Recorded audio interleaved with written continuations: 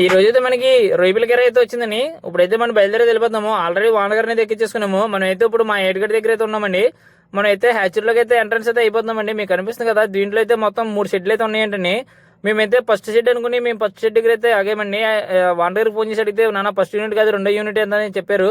ఇక మనం అక్కడి నుంచి అయితే 2వ యూనిట్ కడికి అయితే వెళ్తున్నామండి. ఇదైతే మీకు కనిపిస్తుంది కదా, ఎదురుగా ఉన్నది అయితే 2వ యూనిట్ అంటండి. ఇక్కడికి అయితే మనం అయితే ఇదే ఫస్ట్ టైం రావడము. మా వానగారు ఇచ్చిన నీళ్ళు అయితే ఇక్కడ ఉన్న గుమస్తా గారికి అయితే చెప్పాము.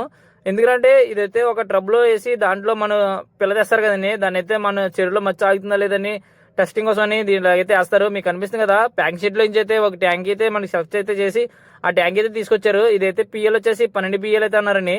వాండగారు అయితే ఓకే అన్నారు. ఇది ఎందుకురా అంటే మనం తెచ్చిన వాటర్ లో అయితే పిల్ల అయితే వేస్తారంటే, అంటే పిల్ల మచ్చ ఆగుతుందా లేదండి, పిల్ల అంటే మనం నీళ్ళలో బతుకుతుందా లేదనేది టెస్టింగ్ అయితే చేయడం కోసం అయితే ఇలా మచ్చ అయితే వేస్తారండి. మనం అయితే వేసేసిన తర్వాత మన బండి అయితే పాయింట్లు అయితే పెట్టేసి మనం అయితే భోజనం గడికి అయితే వెళ్ళిపోమన్నారు మనల్ని. ఇక మనం అయితే భోజనం హాల్ గడికి అయితే వచ్చేసామండి. ఈ కుర్రాడైతే ఇక్కడ భోజనాలు అయితే వడ్డిస్తాడంట.